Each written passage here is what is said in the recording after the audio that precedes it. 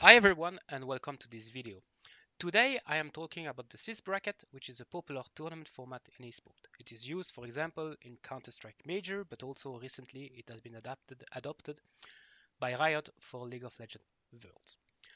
Now it's a format that has received a lot of criticism on the internet over the years. This is, for example, a discussion on X between casters and analysts and from 2023, and addresses concern regarding fairness and demands a change of settings or format.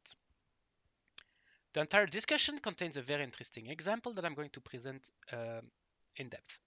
So, for people who are not familiar with it, the SwissBracket is a main stage tournament that aims at qualifying 18 among 16 for playoffs, typically a single elimination bracket. The way it goes is in the first round you have a typical pairing, seed 1 versus 16, seed 8 versus seed 9. Now in the second round, teams who have won in the first round faces each other, and those who have lost faces each other. And the tournament goes like this, where each team faces another team with the same track record. Once a team reaches 3 wins, like Heroic here, win first, second, third round, they are qualified. When a team loses 3 times, like those two, they are eliminated. After 4 rounds, in the 5th round, you are left with 6 teams, each with a track record of 2 wins and 2 losses. And the way the last round is played is we have here hence seed 5 faces G2, seed 9 qualified. Vitality seed 6 wins against X9, seed 8, and Astralis seed 11 beats Monte seed 12. Now here is the detail that frustrated, rightfully so, many people on the internet. Astralis qualified not because they were especially good, but because they got a very favorable matchup, Monte. On the other hand, X9, which is a better seed than Astralis, gets a tougher opponent and loses. And during the entire tournament, there is no indication that Astralis were the better or more performing teams. Every game has the highest seed as the winner. So there is no justification, there is nothing in the tournament that suggests X9 should not have been qualified instead of Astralis, except that the last round were favorable for Astralis. So this has raised a lot of concern, discussion, and a proposition has been made to match in the first round seed 1 versus seed 9, then 2 versus 10, so to say a speed up pairing, as we sometimes refer to, and to use the Pujols tie-breaking policy. Now what's interesting about the Pujols is, in this example, the Pujols is already in place, and the Pujols is responsible for some sort of unfairness. If you look at round 4, there is also an unfair pairing, seed 3 versus seed 5, seed 7 versus seed 8. And this is only the consequences of the Pujols tiebreaker. You could have a fair pairing here. And as a consequence, you could qualify in round 4 Spirit, Ants, and Big. So it's not clear why we demand the Pujols tiebreaker when it could potentially be a reason of unfairness. And the seeding 1 versus 9 doesn't make sense, but for that, I first need you to show you how the tournament works. So I have prepared here a little fun graphs. I'm putting my teams by seed, so we have seed 1 here, seed 2 here. I'm choosing a very specific order. You will quickly understand why. It will make sense in a minute or so. I'm putting my teams. And we are going to, this is seed 12. 13, 14, 15, 16. Now I'm going to draw the games that were played in round 1. I will use the color red. So we have 1, 16, 2, 15, 3, 14, 4, 13. All games like this.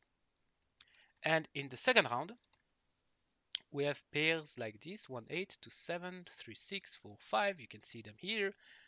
1, 8, 2, 7, 3, 6, 4, 5, 9, 16, 10, 15. Here. Now here's the catch.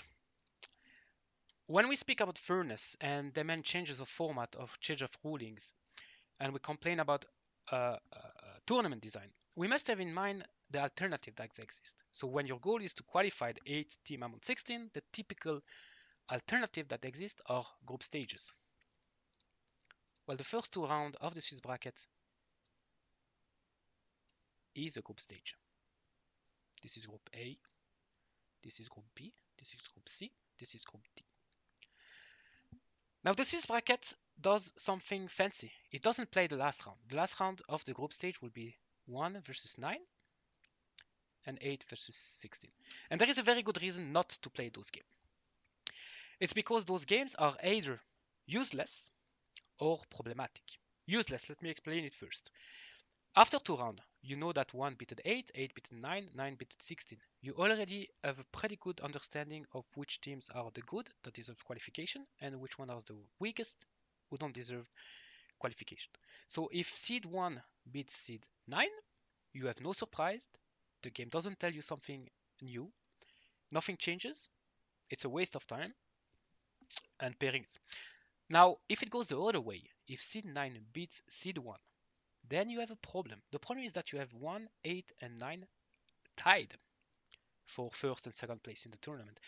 And you need tie-breaking rule to decide which teams are going to qualify. This is a very well-known issue in sport and has led to many scandals in the history of sport. I have selected 3 cases. Let me start with the disgrace of Dijon. The disgrace of Dijon is the reason why nowadays we play the last round games simultaneously to avoid any forms of match fixing in the last round. You can check, I'm putting them as references. If you're interested, you can read the story. Another example of weird things happening in group stage are in 91 in ice hockey, where basically the Canadian team needed 5 goals lead in their final game, and in the last minute of the game, they were winning 7-4. They were down a man, and the opponent coach pulled out his goalie, and the Canadians scored 2 goals that they needed for having a good tiebreaker.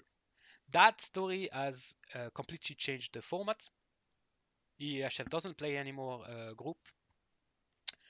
But the most fun, so to say, or problematic scenario is this one, Barbados versus Grenada. And if you don't know the story, in 94, Barbados was playing against Grenada. They were winning 2-1. And that will create a scenario of tiebreak in the group where Barbados did not have a good tiebreak and will not qualify. Instead, it will be Grenada, despite the lose, who will qualify due to tiebreak. What Barbados did is that they scored an own goal, 2-2, which forces extra time, overtime. And the reason they did that is because in overtime, the goal you score counts double. And by scoring a goal in overtime, they will get a favorable tiebreaker.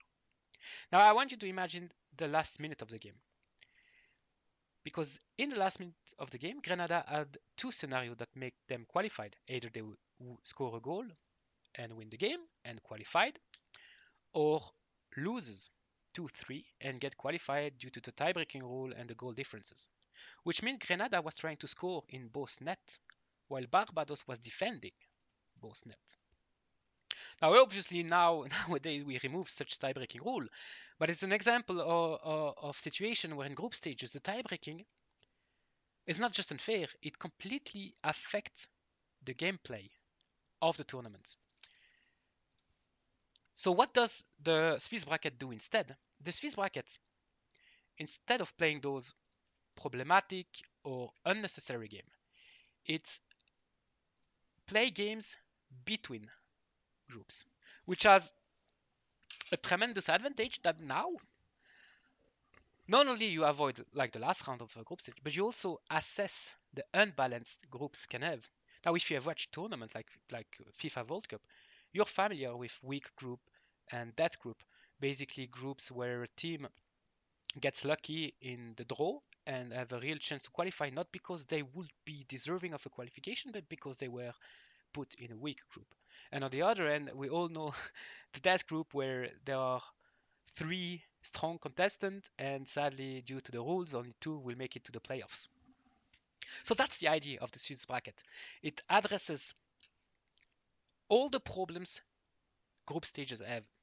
It doesn't play unnecessary games.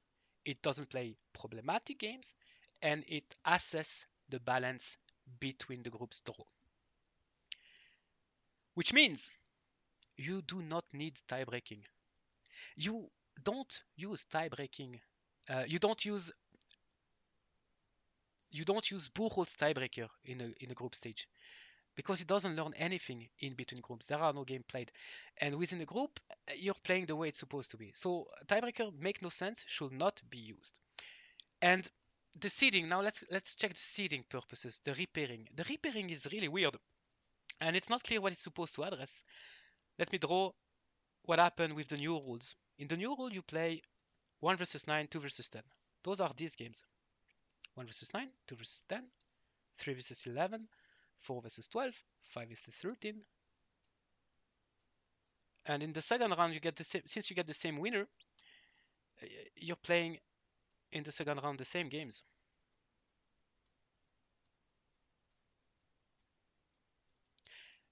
The changes of rule structurally doesn't address anything. You're playing exactly the same groups. You will have exactly the same problem. There is no reason that it changes anything. There is no reason to believe it changes anything. And on top of that, it goes against the purpose of the brackets, where in the third round, you will play games between groups. Indeed, in the new rule, the third round goes like this. You play 8 versus 9, 7 versus 10, 6 versus 11, and 5 versus 12.